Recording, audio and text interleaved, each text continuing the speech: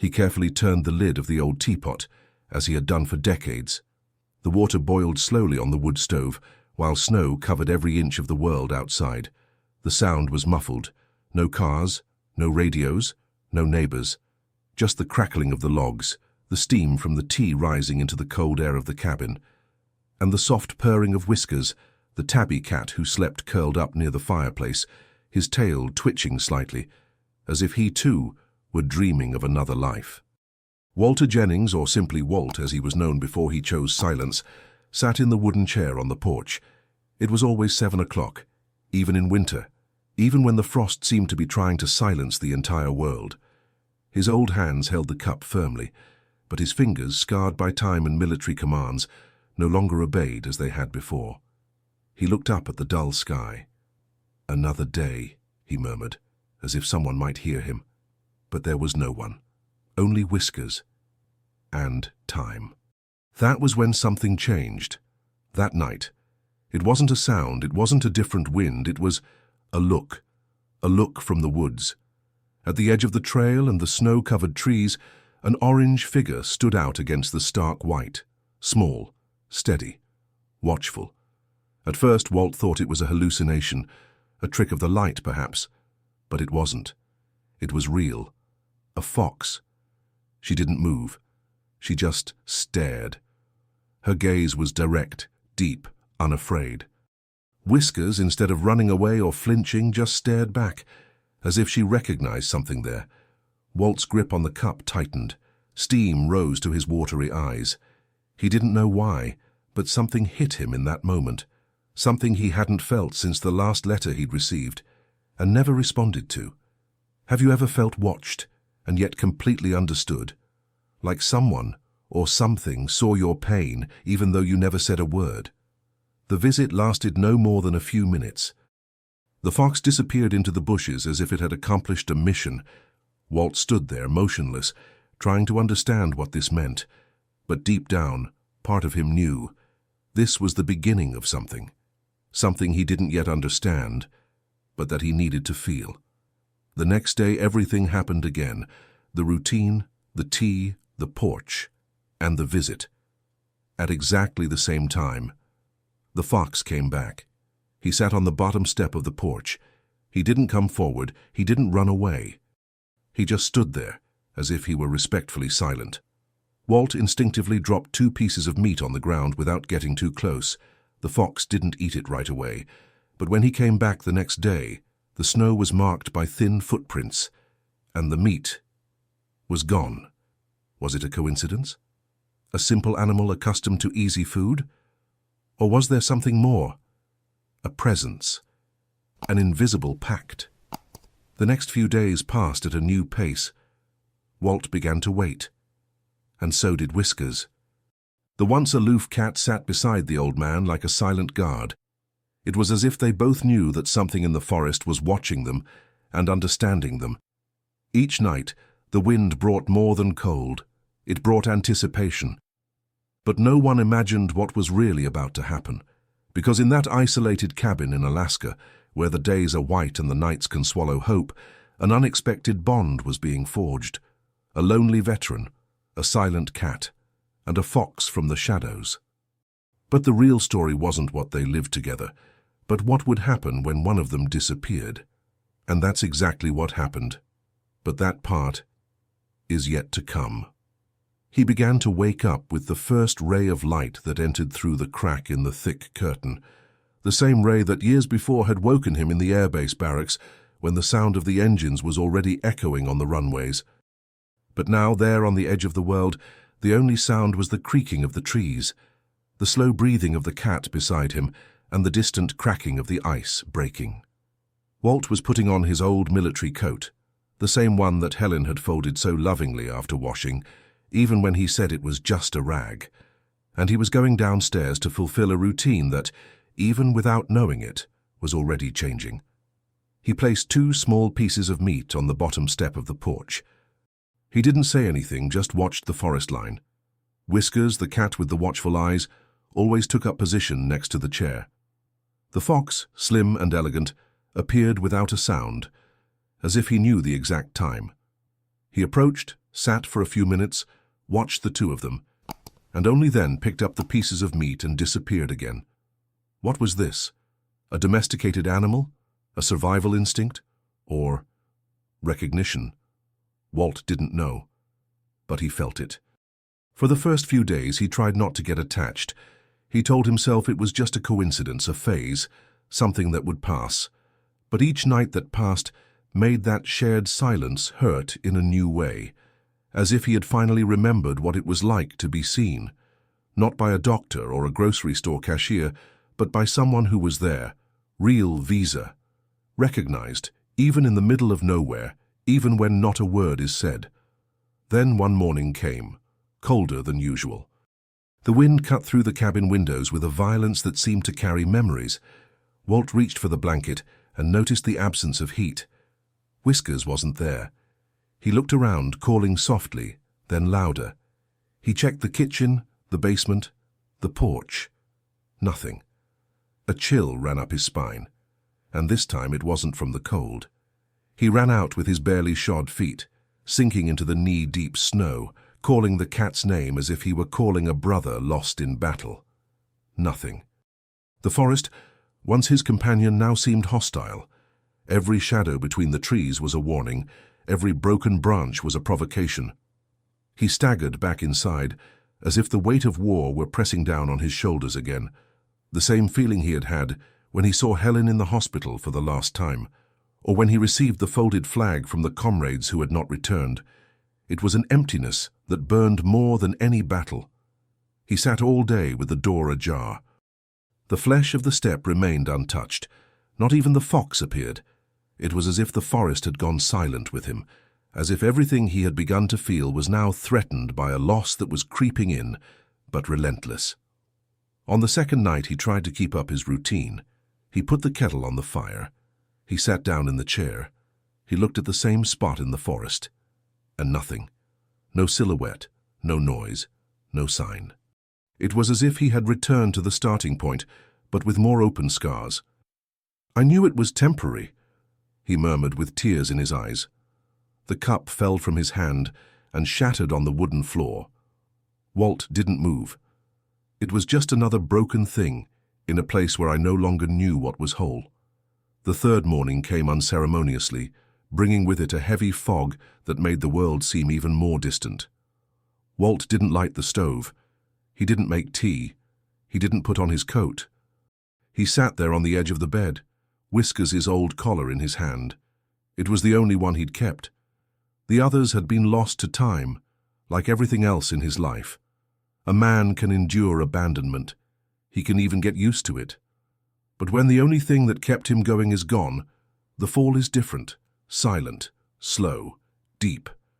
And it was at this depth that something broke the pattern. In the evening, a different sound. Not loud, not urgent, just present. Walt struggled to his feet, holding onto the door jamb. And there, standing in the blue light of the snow, was she, the fox. But she wasn't alone. Next to him, lying as if he had never left, was Whiskers. Covered in snow, his fur wet, his left paw injured and dragged, leaning against the fox's side as if he were being escorted, protected, carried. Walt was left breathless, literally. He had to hold on to the doorframe to keep from falling. That wasn't possible. That wasn't common. It was something else. It was a hidden truth, one that science can't explain, but instinct recognizes. The fox stared at him, steadfast, like a sentinel, as if to say, "He's here, take care of him." Walt fell to his knees in the snow, unashamed of the tears streaming down his face. With the same gentleness he used when picking up the Air Force maps, he picked the cat up in his arms. His heart was beating fast, but not with fear. It was gratitude. It was something he hadn't felt since the last time he'd heard, "Welcome back, Sergeant." Whiskers purred softly, his breathing shallow, but alive. The fox took 2 steps back, looked once more, and then disappeared into the trees, without a sound, without fanfare, like a soldier finishing his patrol. Walt walked in slowly, warming the cat with blankets and silence. For hours he didn't say a word. but he looked out into the forest over and over, thinking, feeling, understanding. This wasn't about coincidence, it was about purpose. It was about caring. It was about not being as alone as he thought. Write in the comments, "This hit me in a way I didn't expect." And what happened after that night is something that Walt still holds in high regard. Because some connections don't need language, they just need time, silence, and truth. Now let's go deeper into this story. Because what he did next, and for whom, transformed not only his routine, but the entire forest around it. He opened the door as if expecting to hear someone's name, but what he found was the same silence he already knew well, the silence of a frozen forest, of absence, of waiting. The ground around the porch was still trampled by the old marks, but no new footprints were added to them, not the small ones of feline paws, not the slender ones of the fox. It was as if the world had suddenly decided to stop visiting him. Whiskers hadn't come back the first night, or the second, and his absence hung over the cabin like a smell that wouldn't go away. Walt had stopped lighting the stove. He had stopped making tea. The blanket folded in the corner lay untouched, and the food for the fox rotted silently on the porch step. Not even the crows dared come near it. The old sergeant, who had already faced nights in the middle of the Pacific with only a canteen and the aim of an enemy, now felt defeated by the absence of a cat. But it was not just that. He knew. Whiskers was not just a pet. He was a link, the last, the only. What remained of a history that, little by little, everyone had left behind. Friends who had died. Family members who had moved away. His wife buried in the saddest autumn he could remember. And now, not even the cat. Inside, Walt felt himself breaking down in an almost humiliating way. Because what he felt wasn't just longing, it was guilt. It was as if the forest was taking an old toll, maybe for the orders he gave on the radio, for the authorized bombings, for the choices that saved some and condemned others. The military mind rationalized, but the heart screamed. On the third morning, he woke with a start. Not from a sound, but from an absence of sound, an absence that hurt like thunder. He lit the lamp, and for the first time in years went down to the old cellar. He rummaged through dusty boxes, bags of forgotten objects, and found a small photograph folded inside a book. Helen was holding Whiskers in her arms, still a puppy. It was a simple photo, but there was a tenderness in it that was no longer seen today. He pressed his forehead against the wood of the bookshelf and let the tears come. A silent, silent cry, like the forest. But one that brought with it decades of unprocessed pain. Outside, the snow continued to fall. Walt sat on the porch as he had the first few days. But now, his gaze was lost. His beard was unshaven. His eyes were sunken. His body no longer felt the cold as it had before, maybe because the pain was greater. In his palm he held Whiskers' collar, the one Helen had had engraved with the cat's name and the number of their old house in Juneau, a house that no longer existed. That piece of leather was more than a memento now. It was a charm, a request, a surrender, and that's when something curious started to happen. Little details that at another time might have gone unnoticed. A twig displaced on the trail, a circular mark near the tree, a strand of reddish hair stuck to the railing.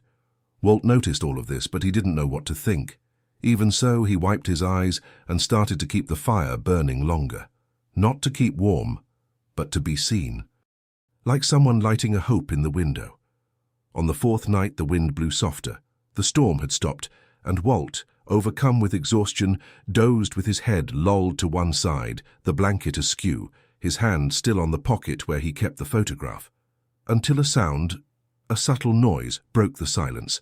It was the rustling of snow pressed under small paws. Walt opened his eyes slowly, not knowing if he was still dreaming. And he saw, first, the eyes, 2 pairs. One amber, low and vibrant, the other lighter, more tired, but familiar as the home he thought he would never find again. Whiskers was there, standing, wet, dirty, but standing. And beside him, like nature's bodyguard, was the fox, standing, motionless, watching. It took the old man a few seconds to process the scene. Then, with the slowness of someone carrying the world on his shoulders, he stood up and walked toward them. Whiskers took 2 steps and fell slightly, exhausted. Walt picked him up as if he were carrying a child in his arms. He noticed the injured paw, the matted fur, but his chest rose and fell. He was alive, and that was all. The fox didn't move. Only when Walt looked up to thank him, with his soul, not with words, did he turn and disappear into the trees like a shadow that understands its role and retires with honor. Inside the cabin, Walt cleaned the cat with warm towels. He heated milk. He made makeshift bandages. Whiskers didn't meow, but his eyes said more than any sound. There was trust. There was reconnection. There was a bond restored. In the days that followed, something inside Walt began to reorganize itself, a kind of internal transformation that cannot be seen in the mirror, but that changes the way he sees the day. He began to walk to the edge of the trail, as if looking for signs, and he noticed that, in the distance, footprints still appeared from time to time. Thin footprints, discreet, but constant. It was then that he made a decision that even he himself had not expected. He pulled out of the closet a wooden box that Helen had left labeled "Useful in Rainy Days." Inside were nails, a hammer, and scraps of board. With the steady hands of someone who had built more than he had destroyed, Walt began to erect something at the edge of the woods. A small shelter, covered, silent, solid. Not for him, not for Whiskers, but for those who walk alone and yet choose to protect. Comment: this connection will stay with me. And what that shelter represented is something that only the forest and the heart of a veteran can explain. Because when everything seems to end, sometimes that's when the real story begins. The doorknob was cold as iron. Walt turned it slowly, not for lack of strength, but as if he were hesitating between opening a new chapter or staying where pain is predictable. The third night came thick and windless, as if the world had held its breath. He pushed the door open with his shoulder, and his weather-beaten eyes took a few seconds to adjust to the white gloom outside. That's when he saw it. First, an outline, then a subtle movement, and finally, 2 eyes. It wasn't the aggressive reflex of a predator. It was a steady, present, almost human gaze. The fox was standing as if waiting for him. Beside it, lying trembling, was Whiskers, his body visibly haggard, his left paw bent at an odd angle, his chest heaving with exhaustion. Walt felt a knot in his stomach. He didn't know whether to run, scream, or silently thank him. He just fell to his knees in the doorway, his arms outstretched, in an involuntary, ancestral gesture, like that of a father reuniting with his son after war. The fox didn't move. He just looked at the cat and then back at Walt. It was as if to say, "He's alive, but now it's up to you." Walt crawled over to the 2 of them and picked Whiskers up in his arms with a gentleness he hadn't known he still had. His fur was soaked, his paw was sore, and the cat's eyes, even half closed, recognized his owner. They purred, almost imperceptibly. That was enough. He stood up with difficulty, hugging the animal to his chest, and before entering, he looked back.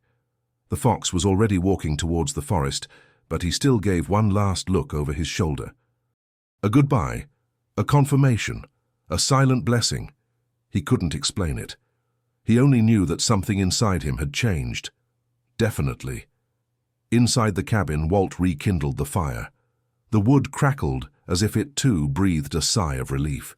He made a makeshift bed with blankets next to the fireplace and placed Whiskers there with water, warm milk, and a caress that mixed tenderness with desperation. He spent the night awake, alternating between watching the cat and staring out the window, as if expecting to see those amber eyes reflecting in the darkness. But the forest was peaceful. Over the next few days, routine returned, but not the same. There was something different in the air. Walt began to walk more slowly through the house, as if each corner had a new meaning. The footprints around the porch appeared again, discreet, thin, always at dawn. And every morning, he left a piece of meat in the makeshift shelter he had built with his own hands near the trail. He never saw who took it. He never tried. This wasn't about control. It was about trust. Whiskers was slowly recovering. First his breathing, then his appetite, and finally the little meows that only Walt seemed to understand. It was as if each sound the cat made carried a code, a confirmation that the two of them were getting back together, slowly, together. One afternoon, as the sun filtered lazily through the branches, Walt made a decision he had long avoided. He reached for the small metal trunk stored under the floorboards and opened it with difficulty. Inside were old photos, medals, yellowed letters. Letters he had never had the courage to read or answer.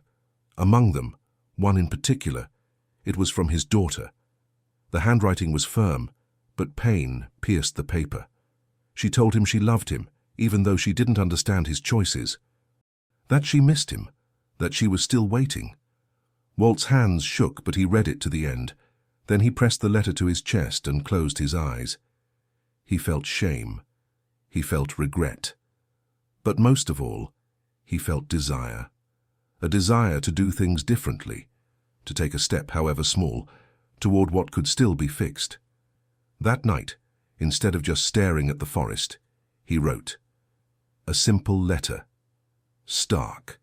Few words, as it had always been, but true. He asked for forgiveness. He told her about the cat, about the fox, and how, even at 83, he was relearning what it meant to care for someone. He didn't know if he would have time to find her again, but he knew he couldn't wait any longer. The snow began to fall again, but this time it was soft, as if it had been given permission to be beautiful again. Walt walked more steadily toward the shelter, always carrying a package of meat and a thank you that he only said in his mind. Sometimes when I was too lonely, I would say it out loud. You took care of him for me. Now it's my turn. The phrase became a prayer, a reminder, a kind of pact between souls who never said a word, but understood everything. Comment there. Some silences say everything.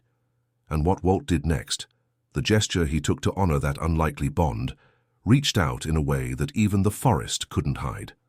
Walt remained kneeling there for long minutes, his knees sinking into the snow, and his entire body still trying to process what he had just experienced.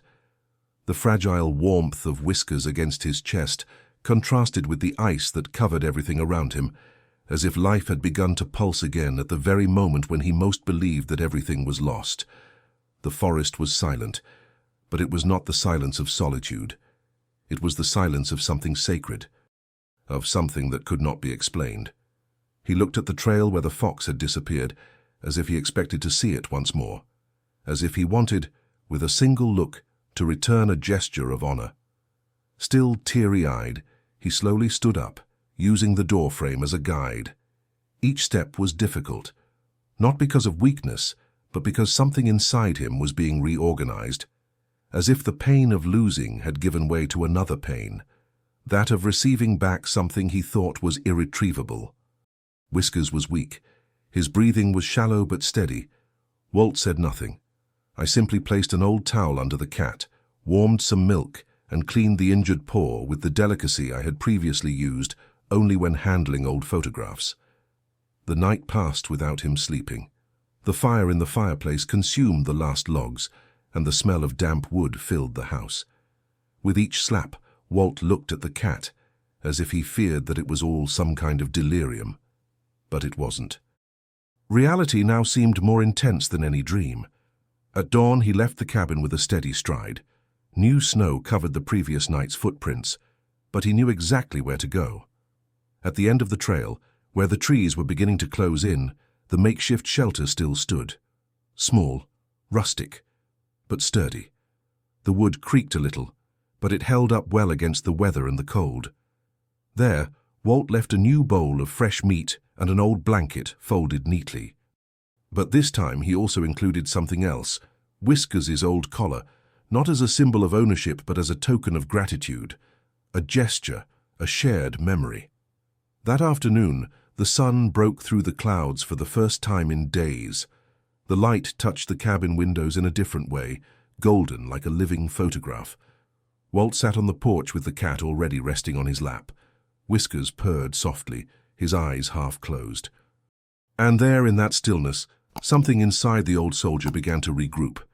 He remembered the airbase, his brothers in uniform, when the word mission meant saving others, even at the cost of oneself. And then it all clicked. The fox hadn't just saved Whiskers. She'd given him back the chance to fulfill his mission one last time. The next morning, Walt woke up before the sun. For the first time in years, he picked up a pen and paper. He wrote a few lines, just a few. But they all came from a deep place. It wasn't a letter of apology, it was a letter of truth.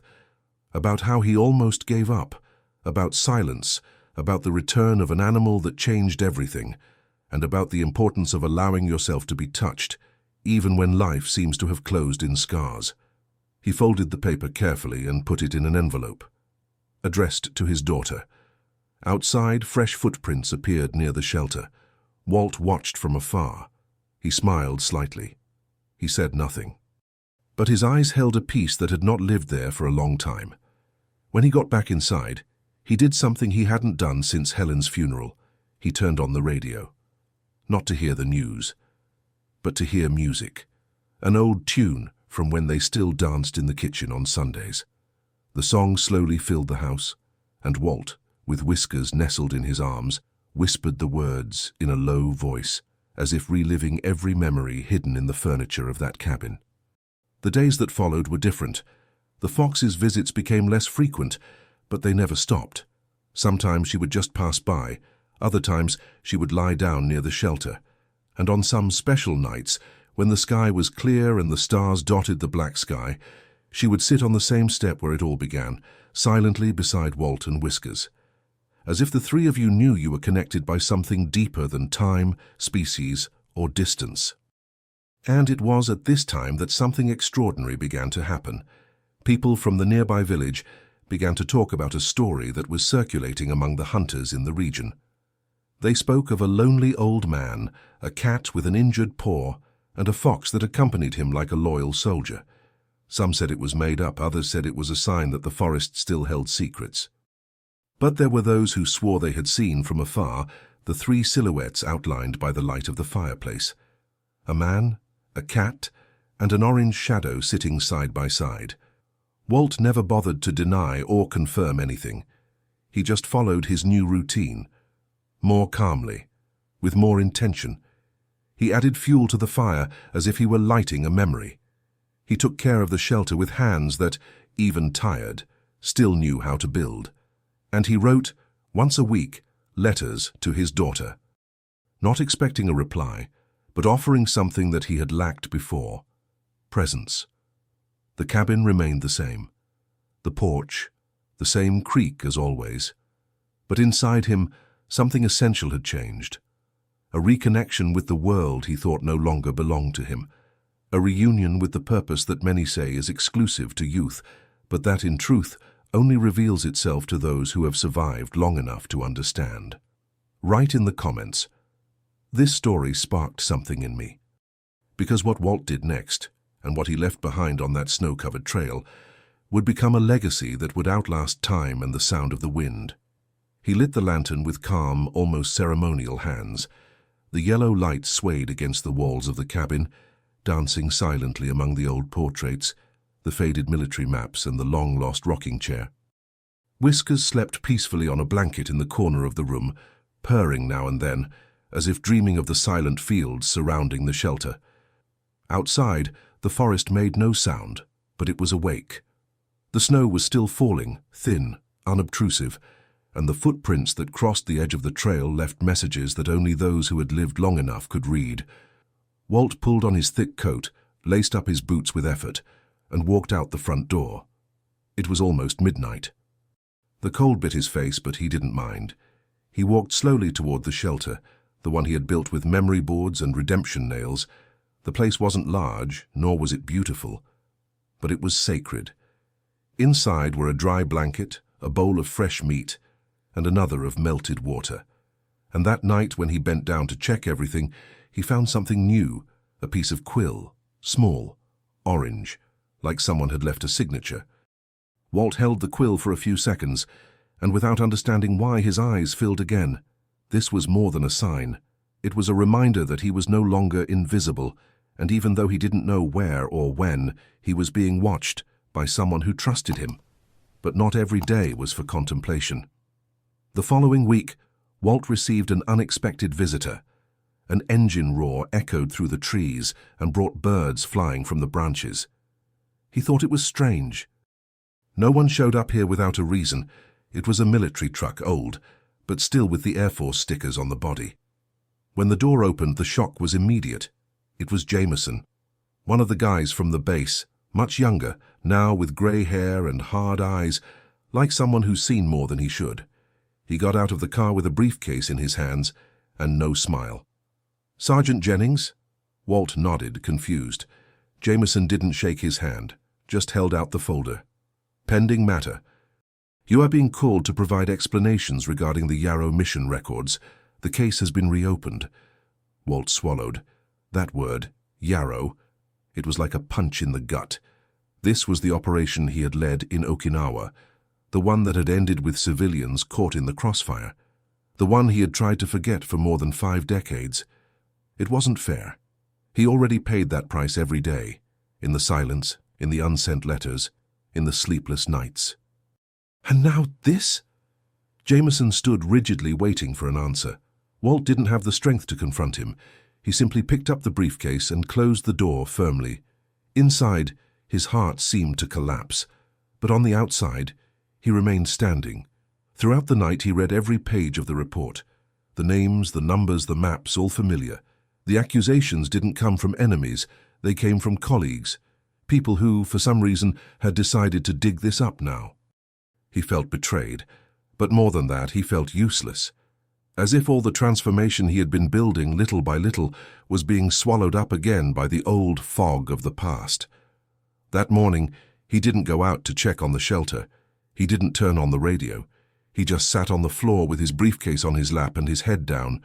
He remembered the faces of the soldiers, the screams, the mistake, and most of all, the order that came from him, and that could never be undone. The pain was clear, stabbing, irreversible, but no one knew what he had in his pocket that night.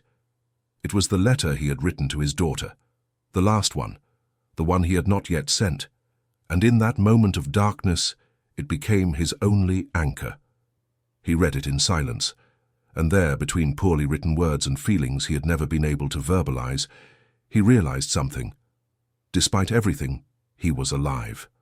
And if he was still alive, there was still something he could do. The next morning he left early. He went to the shelter and left the indictment folder inside, covered with rocks, symbolically buried. He knew he would have to answer legally later, but for that moment, burying it meant not allowing it to define his present. The hidden truth that no one understood is that sometimes the greatest act of courage is not answering an accusation. It is moving forward in spite of it. And moving on is what he did. He began rebuilding the back fence. He fixed the shingles on the shed, and the hardest part, he rewrote the letter to his daughter. This time, without beating around the bush, telling her everything, including the part that hurt the most, that he had believed for so many years that he didn't deserve forgiveness. But now he understood that forgiveness wasn't a gift, it was a starting point. And as if the universe understood this movement, that same week, Walt found something in front of the cabin. It wasn't the fox. It wasn't Whiskers. It was a small box, inside a handmade bracelet, made of leather, with a metal charm, the letters W and R intertwined. He looked around. No one. But in the distance, at the edge of the trail, 2 eyes were shining again. He knew it was her. He always knew. And in that moment, for the first time, Walt smiled not like a survivor, but like someone who finally felt at home. Comment there. There are things that only time reveals. Because what came after that was a reunion so unexpected and so powerful that even the forest seemed to stop and listen. The kettle whistled sharply, but Walt didn't even get up. He sat in the rocking chair, his body covered with the old blanket Helen had sewn nearly 40 years ago. Whiskers slept soundly on his lap, his purring mingling with the sound of the wind outside. The forest was blanketed in white, as always, But this morning there was something different. A deeper silence, a kind of reverence. As if the world around him was old too, or grateful. The third cup of tea was slowly cooling on the small table beside him. It was a ritual, not a necessity. One was for him, one for Whiskers, and the third, well, the third was left there out of respect, out of memory, for everything that had passed without ever being said. The steam disappeared into the air like the words Walt had never had the courage to write. And yet, on that porch, it all made sense. But time was no longer kind to his body. His legs ached to stand. His fingers trembled when he held anything heavy. And even his naps became longer, deeper, as if life itself were preparing to rest too. He knew. He didn't say it out loud, but he knew. And so did Whiskers. The cat had started following him more closely. He would stop at doorways. He would listen to the sound of the old man's breathing at night. He would sleep closer. It was as if he were watching. But that morning, a subtle detail interrupted the peace. In the snow near the base of the shelter were more than just footprints. There were scratches, marks, signs of a struggle. They weren't from a fox. They were from another animal. Probably a coyote, or something larger. Walt scrambled closer. His body was telling him to turn back. But his military instinct, the one that had never left him, made him crouch down and study the ground. The marks were fresh. And that meant only one thing. The shelter had been broken into. He shoveled the snow, his heart racing. Inside the shelter, the bowl was overturned. The blankets were torn, and a small pool of frozen blood was in the corner. Walt squeezed his eyes shut. It wasn't the foxes. It couldn't be. But what if it was? He walked back to the cabin with hurried steps, almost dragging his legs. He sat down, panting. His chest hurt. His memory began to bring back old images, flashes of the Yarrow mission, of the hasty decisions, of the consequences that he still carries today. The difference is that back then, he used a radio to call for reinforcements.